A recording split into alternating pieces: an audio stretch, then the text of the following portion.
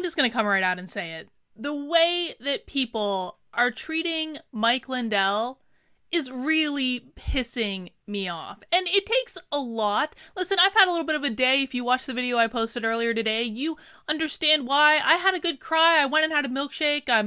I'm kind of getting back in the groove, and I was just looking on Facebook, which of course is exactly the wrong decision to make, and the very few liberals that are still friends with me on there are posting about what a horrible person Mike Lindell is and how Trump dare give this platform to this guy. And I'm just like, what are you doing? Like, do you have any values left at all? Is this really the time to complain that you had to listen to someone who is a devout Christian talk about his faith for literally less than 2 minutes? Is this the emergency that we need to be complaining about on Facebook and whining and, oh my God, preparation of church and state, stop, like, get a grip.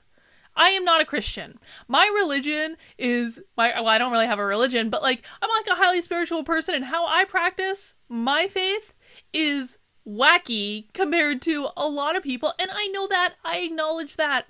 But if I want to be able to practice my particular brand of spirituality, then I need to be able to allow other people to believe what they want to believe as well. If they want to be Christians, fine. If they want to be Muslims, fine. If they want to be Scientologists, fine. I think the last one's a little bit weird, but you know what? You do you.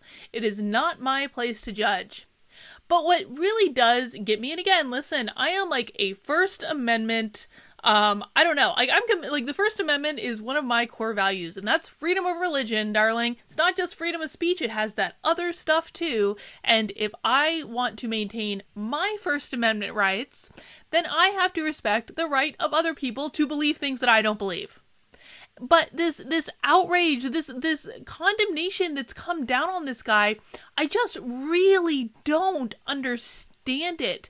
What does it say about our society that someone can come along, do an upstanding thing that is going to help an awful lot of people, not have to be asked to do it, not have to be cajoled into doing it, and he gets the weight of the liberal media and all of the insane outraged progressives coming down on him for it? I just don't understand. So what I wanted to do, because this is the article that I saw showing up over and over and over again, fair warning, I haven't read it. We're gonna discover this Huffington Post article together. And the reason that I selected this article specifically to look at was that they're crazy. They're nuts. They really are. And we know we're going to get the most uber left progressive, this man is evil perspective from reading this article and making fun of it a little bit. Because listen, man, when you mock things, when you bring humor and levity into it, you take its power away. And that's exactly what I want to do with these attacks on Mike Lindell. I want to take their power away because they are absurd. So let's look at this. Trump hands coronavirus briefing to MyPillow exec who tells Americans to read the Bible. They definitely have that voice as well, just, FYI. The president again paraded corporate executives at the White House briefing meant to inform Americans about the COVID-19 pandemic. Listen, I can't promise that I'm not going to fall into dramatic voice on this one. I really can't, because you can tell that this was written specifically for dramatic voice. Please. President Donald Trump used Monday's White House daily briefing on coronavirus to, again, parade out private company executives, including MyPillow CEO Mike Lindell, who used the platform to praise Trump and tell Americans amid a global pandemic to read our Bibles. Like, listen again. I am not a Christian, but I have like a bookshelf over here. I have like 3 different versions of the Bible on my bookshelf. You don't have to actually be a Christian to get value from the Bible. You really don't. The Bible has many good messages in it. I have read it many times. In fact, I would argue that I've actually probably read the Bible more than a lot of Christians out there, more than church-going folk. Maybe not all of them, because I know a lot of you guys read it as well, but you don't have to adhere to a religion to gain wisdom and knowledge from its sacred books. The same with the Torah or any other religious text, man. And listen, I would love it if more people read Course in Miracles, which is like, that's my jam. But why not? Like, listen, the dude was literally speaking for less than 2 minutes. Like, relax. You did not suffer at all because a guy was like, read the Bible. You suffered no harm in the giving of this advice. Calm down. During the briefing, meant to inform Americans about COVID-19, the disease caused by coronavirus. And by the way, like, P.S., can't these briefings be for whatever Trump wants them to be? He's the president. And they're literally doing this for hours every single day. Do you think they're not talking about the virus just because Mike Lindell talked about the Bible for a minute? Like, Jesus, man. Trump handed the podium to several CEOs of the private sector companies to tout their efforts to produce sanitizer, masks, and gear for workers amid the pandemic. God forbid people help each other and do the right thing. MyPillow CEO Lindell said his bedding company would be dedicating 75% of its manufacturing to producing cotton face masks, aiming to get up to 50,000 a day by the end of this week. He then said he would read something off the cuff. Hang on, stop. Huffington Post, stop. Let's review. This right here. This is your lead. Big-time CEO, self-made man who turned his life around to start this pillow company, dedicated 75% of his manufacturing to producing 50,000 masks a day. That's your lead. How about let's not attack the people that are doing the right thing and instead give them a pat on the back and say thank you. And so what did Mike Lindell say that has everyone in a tizzy because we can't talk about religion ever? No! God gave us grace on November 8, 2016 to change the course we were on, Lindell said, referring to the day Trump was elected. God had been taken out of our schools and our lives. A nation had turned its back on God. And I encourage you to use this time at home to get back in the Word, read our Bibles, and spend time with our families. He added, touting our great president and all of the great people in the country praying daily as key to getting through this pandemic. God, like, such an evil dude that needs to be vilified in the media. And listen, like, this is wonderful time at home to do some introspection, do some meditation. You don't have to practice Christianity to do introspection, folks. You can do other things. In fact, like, a lot of times to get, like, let's round it back and be serious for a second. Listen, when you're talking about meditation or retreats or like self-reflection, oftentimes it takes that nice solitude, the release from the hustle and bustle of day to day to really do the introspection that's required. What a beautiful time for it. What great advice. Maybe replace Bible with whatever book you want. Whatever book you want.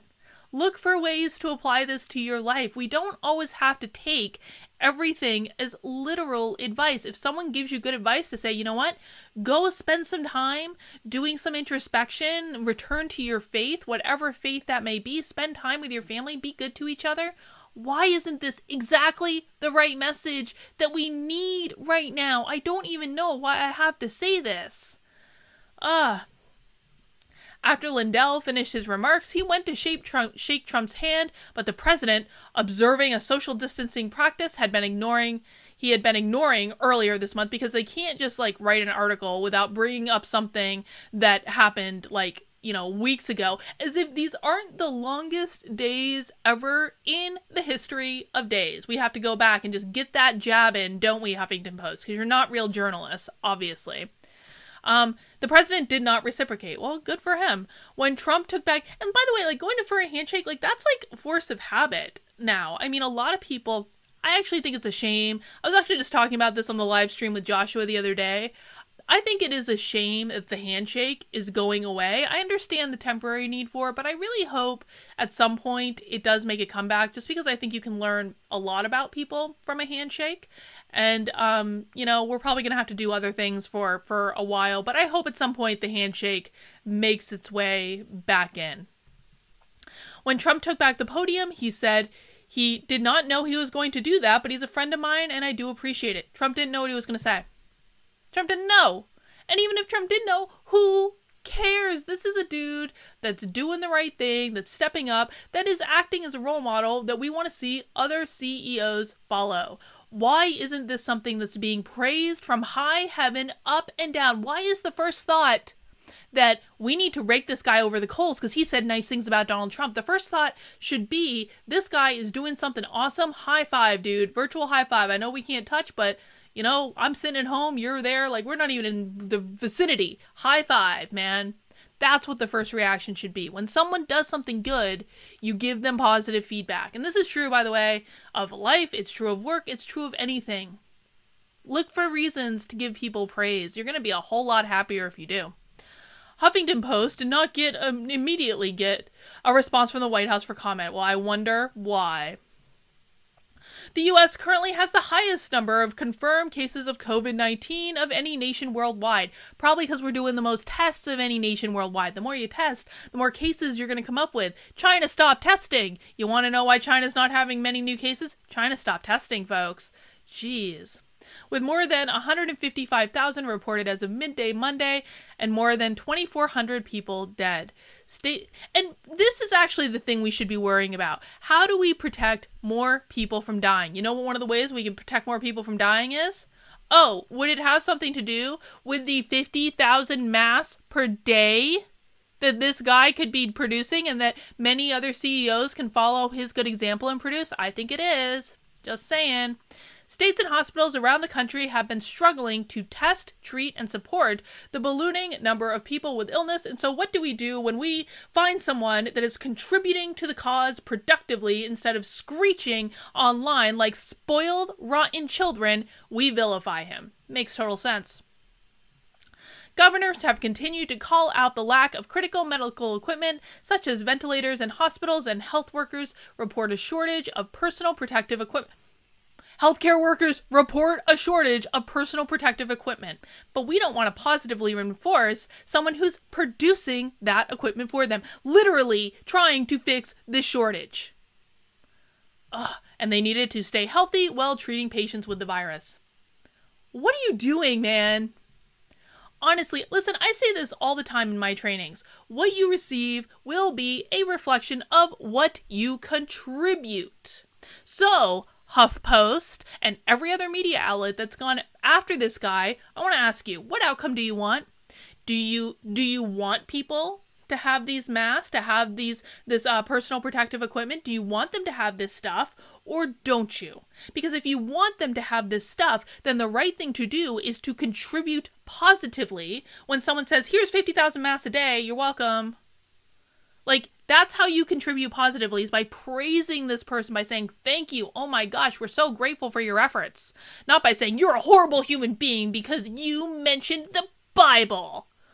God forbid.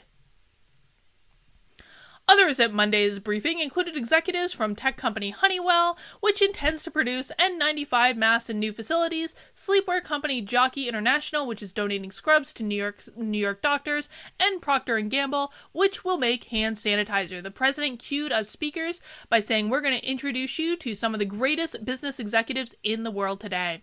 Earlier this month, Trump also used a White House briefing when he was still down... Oh my God, when he was still downplaying the potential threat posed by coronavirus. Trump is literally on TV for like 2 hours a day talking about how serious this is and talking about all the things they're doing. And we got Dr. Fauci talking about the things they're doing, and Dr. Birx talking about all the things they're doing, and anyone else talking about all the things they're doing that Trump happens to bring. Mike Pence talking about all the things they're doing. Do you really think they're still downplaying this? Because I don't. I will absolutely concede that I would have liked attention to be put on this sooner. I would have liked more people to be taking this seriously. But that's not just on Trump media. You were downplaying this as well. Don't throw stones when you're in a glass house. In Lindell's off-the-cuff remarks on Monday, he complimented Trump for just a few short months ago having the best economy, the lowest unemployment, wages going up in the U.S. Yes, guess what? All those things are true. And it burns you that all of those things are true. I swear. Like, the fact that people don't want a good economy, listen, folks. We're about to find out what a rough economy really is, right? We are going to be dreaming of those days for a little while. I personally think it's going to bounce back a lot quicker than a lot of other people, but what do I know? I'm not an economist. I'm just trying to keep an optimistic outlook in the whole thing, but we want a good economy, and as this drags on, we're going to want a good economy even more. Earlier this month, a record 3.3 million Americans applied for unemployment benefits in 1 week, and they're saying that as though it's Trump's fault.